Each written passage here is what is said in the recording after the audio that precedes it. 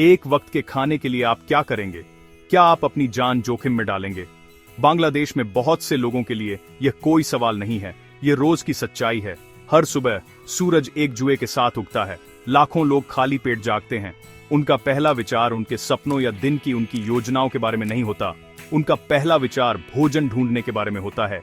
यह एक शक्तिशाली जरूरत उन्हें ऐसे काम करने पर मजबूर करती है जिन्हें दूसरे अकल्पनीय पाएंगे।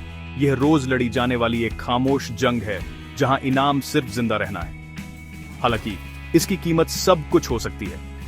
यह गरीबी की कीमत है, एक भारी बोझ जो सबसे कमजोर लोगों के कंधों पर होता है। ढाका की झुग्गियों में जिंदगी टिन की छत वाली झोपड़ियों के एक केओटिक मेज में खुलती है। 6 या 7 लोगों के परिवार एक ही कमरे में रहते हैं, एक औसत बेडरूम से भी छोटी जगह में। साफ पानी एक लग्जरी है और साफ सफाई अक्सर एक साझा खुला नाला होता है। बच्चे कीचड़ भरी गलियों में नंगे पैर खेलते हैं। उनकी हंसी उनके आसपास की मुश्किलों के बिल्कुल उलट होती है। गांवों में तस्वीर अलग है लेकिन स्ट्रगल वही है। एक किसान आसमान की ओर देखता है, बारिश के लिए प्रार्थना करता है, लेकिन बाढ़ से डरता है जो उसके घर और उसकी फसलों को बहा सकती है। उसके पूरे साल की मेहनत, उसके परिवार का खाने का एकमात्र जरिया पूरी तरह से कुदरत की दया पर निर्भर करता है। यहाँ जिंदगी मुश्किलों के खिलाफ एक लगातार स्ट्रगल है। एक झुग्गी में एक माँ अपना दिन कचरे के पहाड़ों को छानते हुए बिता सकती है। प्लास्टिक की बोतलें या धातु के टुकड़े ढूंढती है जिन्हें वह बेच सके। वह जो कुछ टाका कमाती है वह उसके बच्चों के रात के खाने के लिए चावल खरीदने के लिए काफी हो सकता है। वह जहरीली गैसों में सांस लेती है और नुकीली चीजों को संभालती है, लेकिन अपने बच्चों के भूखे चेहरों का विचार उसे आगे बढ़ाता रहता है। गांवों में एक पिता महीनों तक अपने परिवार को छोड़कर शहर जा सकता है, कंस्ट्रक्शन के काम की तलाश में। वह एक भीड़भाड़ वाली डॉर्मिटरी में रहता है, अपनी थोड़ी कमाई का ज्यादातर हिस्सा घर भेजता है, उम्मीद करता है कि यह उसके परिवार को खाना खिलाने के लिए काफी होगा। रोज की दिनचर्या ह्यूमन रेजिलियंस का एक प्रमाण है। लोग लगभग कुछ भी न होने पर भी गुजारा करने के तरीके ढूंढ लेते हैं। वे अपने पड़ोसियों के साथ जो कुछ थोड़ा बहुत उनके पास होता है उसे साझा करते हैं। वे छोटे पलों में खुशी ढूंढते हैं, जैसे एक साथ चाय पीना या कोई त्योहार। लेकिन इस रेजिलियंस के नीचे एक गहरी चिंता है।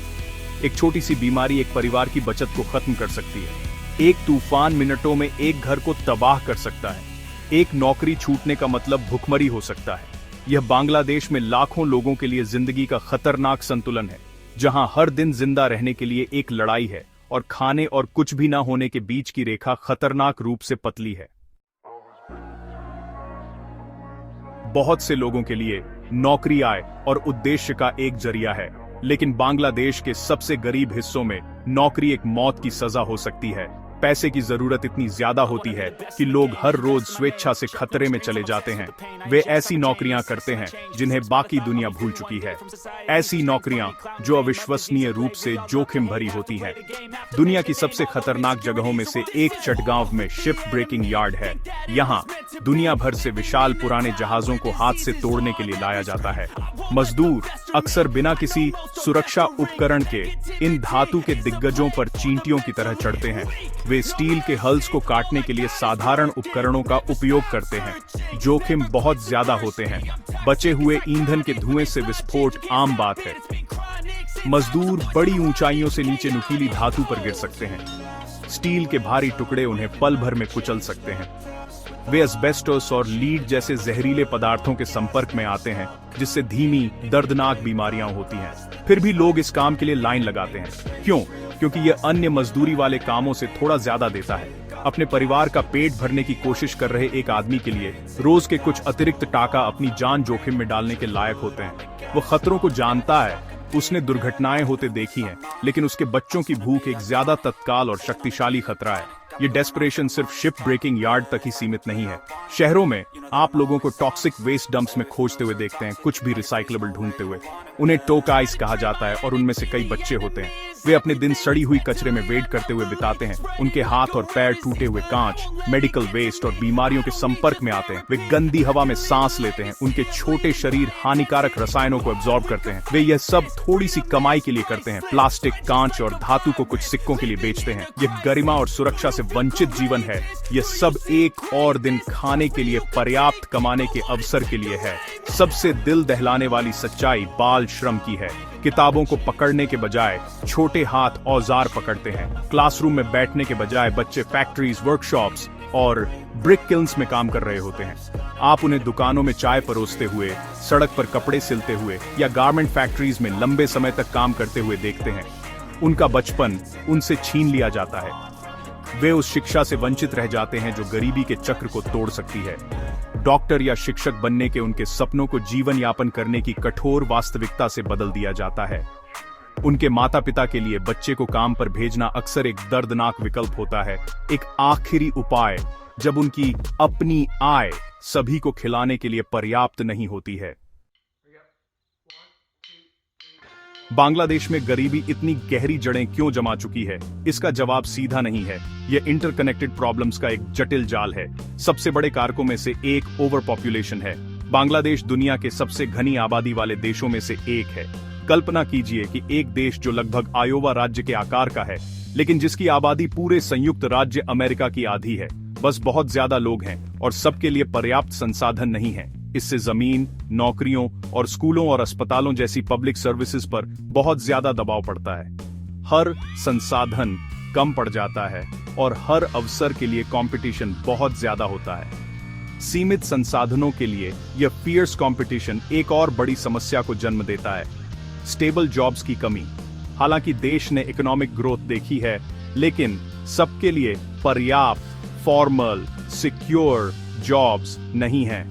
लाखों लोग इनफॉर्मल इकोनॉमी में धकेल दिए जाते हैं। दिन मजदूरों, रिक्शा पुलर्स या स्ट्रीट वेंडर्स के रूप में काम करते हैं। उनकी आय अनप्रेडिक्टेबल होती है। एक दिन वे पर्याप्त कमा सकते हैं और अगले दिन वे कुछ भी नहीं कमा सकते हैं। सुरक्षा जाल की इस कमी का मतलब है कि कोई भी छोटा झटका, एक व्यक्तिगत बीमारी, एक परिवार का इमरजेंसी, एक परिवार को एक्सट्रीम पॉवर्टी में धकेल सकता है। वे किनारे पर रहते हैं, बिना किसी बचत और भविष्य के लिए कोई सुरक्षा के। इन चुनौतियों में देश का भूगोल भी जुड़ जाता है। बांग्लादेश एक लो लाइंग डेल्टा नेशन है जो सैकड़ों नदियों से घिरा हुआ है।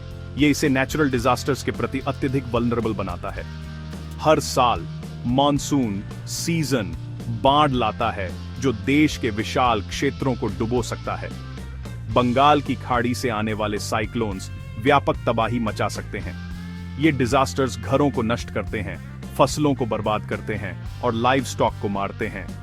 एक गरीब किसान के लिए एक ही बाढ़ उसकी पूरी आजीविका को बहा सकती है, जिससे उसे फिर से शून्य से शुरुआत करने के लिए मजबूर होना पड़ता है। विनाश और पुनर्निर्माण का यह लगातार चक्र लोगों के लिए गरीबी से बाहर निकलना अविश्वसनीय रूप से मुश्किल बनाता है। ये तीन कारक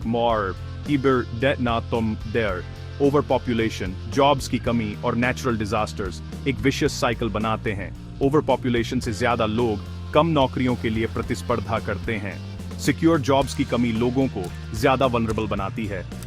और जब कोई नेचुरल डिजास्टर आता है तो ये वल्नरेबल लोग सबसे ज्यादा प्रभावित होते हैं, जिससे वे और भी गहरे गरीबी में धकेल दिए जाते हैं। उनके पास कोई बफर नहीं होता, कोई बचत नहीं होती जिस पर वे भरोसा कर सकें। ये एक ऐसा जाल है जिससे बाहर निकलना मुश्किल है। बांग्लादेश में गरीबी को संबोधित करने का मतलब इन सभी गहरी जड़ जमा चुकी समस्याओं को एक साथ हल करना है, एक मॉन्यूमेंटल कार्य जिसके लिए इमेंस एफर्ट और रिसोर्सेज की आवश्यकता होती है। इतनी बड़ी चुनौतियों के बावजूद बांग्लादेश की कहानी सिर्फ संघर्ष की नहीं है, यह इनक्रेडिबल रेजिलियंस और उम्मीद की भी कहानी है।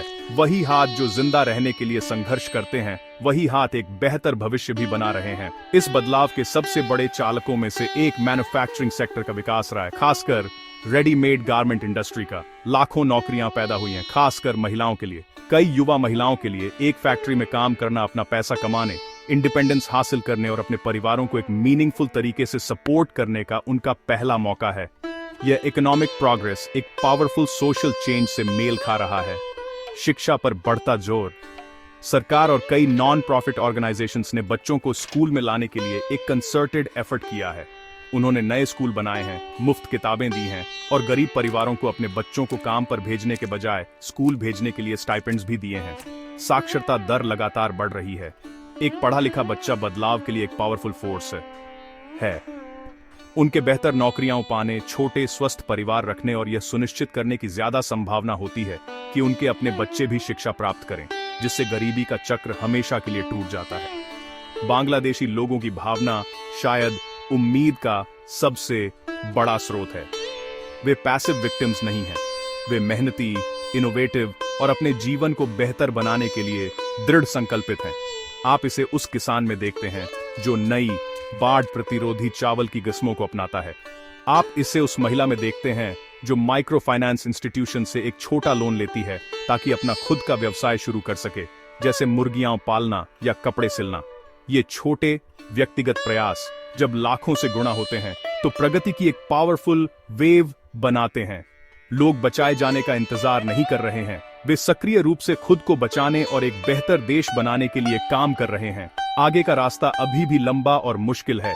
गरीबी रातों रात गायब नहीं हुई है, लेकिन एक ट्रांसफॉर्मेशन हो रहा है।